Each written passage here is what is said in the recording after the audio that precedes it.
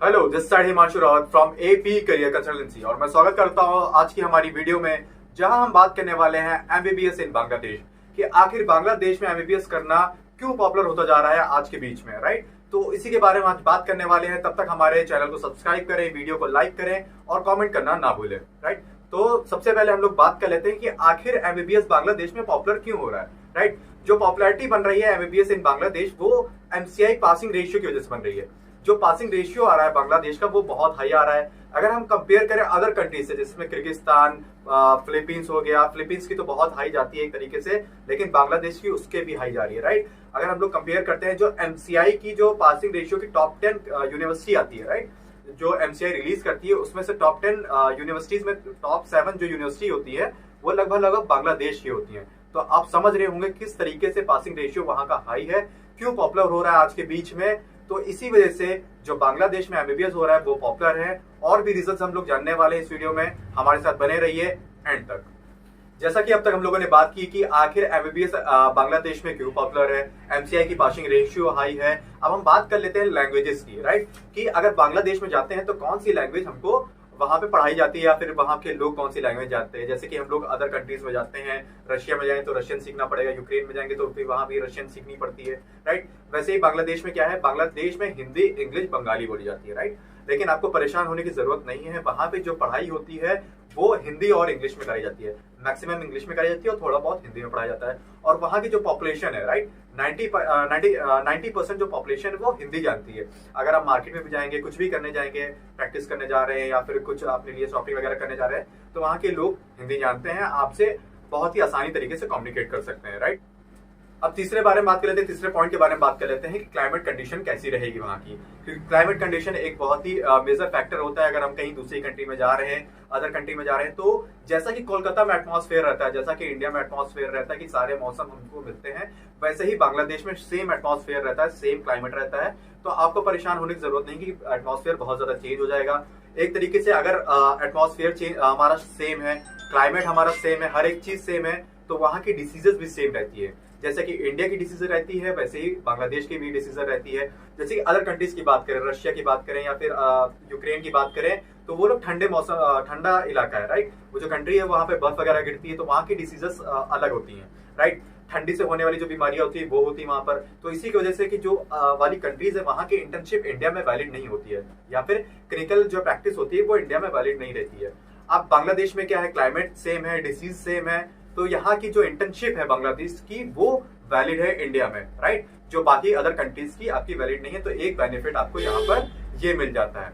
इसके साथ ही साथ क्या होता है कि अगर आपको वहां पे एडमिशन ले रहे हैं, राइट, जैसा कि इंडिया में होता है कि अगर आपको मेडिकल कॉलेज खोलना है तो हॉस्पिटल होना जरूरी है, वैसे ही बांग्लादेश में है, अगर आपको मेडिकल कॉलेज को चला रहा है तो वहां हॉस्पिटल होना बहुत जरूरी है, जिस वजह से आपको प्रैक्टिस करने में आसानी होती है। हॉस्पिटल है, पेशेंट आएंगे तो प्रैक्टिस करने में आपको आसानी होगी और आपको प्रैक्टिकल नॉलेज बहुत ही ऊंचे स्तर पर मिल जाएगी।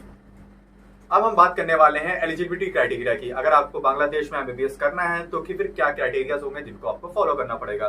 तो सबसे पहला इसमें पॉइंट आता है कि 10th में आपके 65% होने चाहिए और 12th में 60% होने चाहिए, राइट। 10th और 12th की आपके जो परसेंटेज है उसको कैलकुलेट करके जीपीए निकाला जाता है बांग्लादेश में, जो आपका मिनिमम 7 या फिर 7.1 होना ही होना चाहिए। अगर उसके नीचे नहीं, उसके नीचे है तो फिर आपका एमबीबीएस एडमिशन नहीं हो पाएगा, राइट। और दूसरी चीज, आपके 10th और 12th में कोई गैप नहीं होना चाहिए, मतलब लगा 10th 11th 12th आपका लगातार होना चाहिए। और 12th की जो पासिंग हो वो करंट ईयर की हो या फिर प्रीवियस ईयर की हो, उससे पहले की एक्सेप्ट नहीं की जाएगी। उसके साथ ही साथ नीट कंपलसरी है और नीट स्कोर कार्ड होना बहुत जरूरी है, राइट।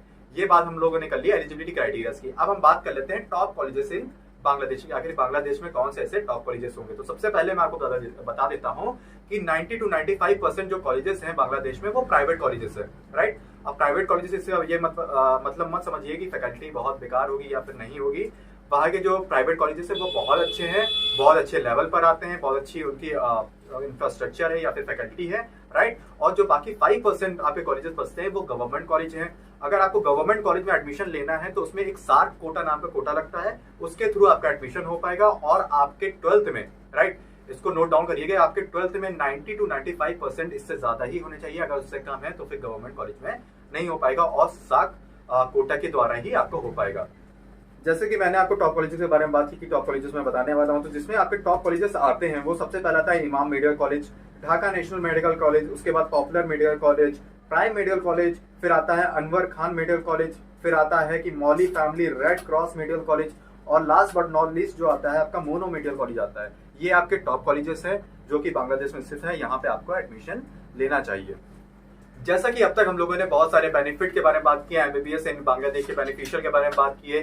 अब हम बात कर लेते हैं कि वहाँ की फैकल्टी कैसी होगी, राइट। आपके दिमाग में बहुत सारा डाउट आता है कि जो पढ़ाई कराने वाले डॉक्टर्स होते हैं या फिर जो प्रोफेसर्स होते हैं वो कौन हमको पढ़ाएंगे। तो मैं आपको बताना चाहूंगा कि बहुत सारे ऐसे डॉक्टर्स होते हैं जो कि इंडियन होते हैं और इंडिया से एमबीबीएस एमडी एमएस करके जाते हैं और वहां पे प्रैक्टिस करते हैं या फिर आपको टीचिंग प्रोवाइड कराते हैं, राइट। तो ये आपके दिमाग में डाउट आ रहा होगा कि कौन पढ़ाता है, तो इंडियंस टीचर भी वहां मिलते हैं, इंडियंस प्रोफेसर भी आपको मिलते हैं जो आपको एजुकेशन प्रोवाइड कराते हैं। जैसा कि अब तक हम लोगों ने बहुत सारी बातें की, बहुत सारी नॉलेज आपको मिली होगी, राइट। अब एक जो कॉमन डाउट आता है इंडियन पेरेंट्स के दिमाग में, खासकर जो हिंदू पेरेंट्स होते हैं उनके दिमाग में एक बहुत ज्यादा कॉमन डाउट आता है कि अगर हमारी बच्ची एमबीबीएस करने जा रही है बांग्लादेश में, क्योंकि एक वो इस्लामिक कंट्री है, राइट, इस्लामिक कंट्री है, तो बहुत सारे डाउट आते हैं कि हमारी बच्ची क्या वहां पर सेफ रहेगी। तो मैं आपको बताना चाहूंगा कि वहां बांग्लादेश में बहुत सारे ऐसे कॉलेजेस हैं जो वुमेन्स कॉलेजेस हैं, जिसमें आपका medical college of women's hospital आता है, कुमुद्दीनी आता है, फिर आपका अद्दीन आता है, ठीक है। तो ये सारे कॉलेज हैं जो वुमेन्स के लिए कॉलेज बने हुए हैं और इनकी फीस जो वेरी करती है वो $39,000 to $43,000 के बीच में वेरी करती है, राइट। जैसा कि अब तक हम लोगों ने बहुत सारी बातें की, बहुत सारी नॉलेज आपको प्रोवाइड कराई कि बांग्लादेश में एमबीबीएस कैसे कर सकते हैं, क्या क्राइटेरियाज रहेंगे, टॉप कॉलेजेस कौन से होंगे। अब हम बात कर लेते हैं बजट की। अगर आप वहां पे स्टार्टिंग एमबीबीएस करने जा रहे हैं तो बजट आपका जो शुरुआत होता है वो 35 लाख से 50 लाख तक जाता है। ये वैरी करता है अकॉर्डिंग टू कॉलेज या फिर यूनिवर्सिटी टू यूनिवर्सिटी। और यहाँ पे जो 50% आपका फीस जो रहती है वो फर्स्ट ईयर में डिपॉजिट हो जाती है। तो आप जो फर्स्ट ईयर का जो बजट लेके चले वो 15 से 20 लाख तक का लेके चले, क्योंकि फर्स्ट ईयर में 50% डिपॉजिट हो जाती है और जो बाकी 50% बची हुई है वो रेस्ट ऑफ द सेशन में आपकी डिवाइड होकर जाती है। तो इस तरीके से आपका बजट होता है।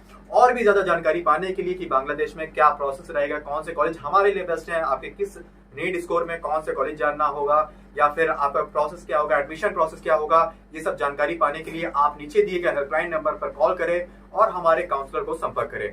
तब तक हमारी वीडियोस को लाइक करें, शेयर करें और सब्सक्राइब करें और हमारे इंस्टा और फेसबुक पोर्टल को लाइक करना ना भूलें। Thank you so much.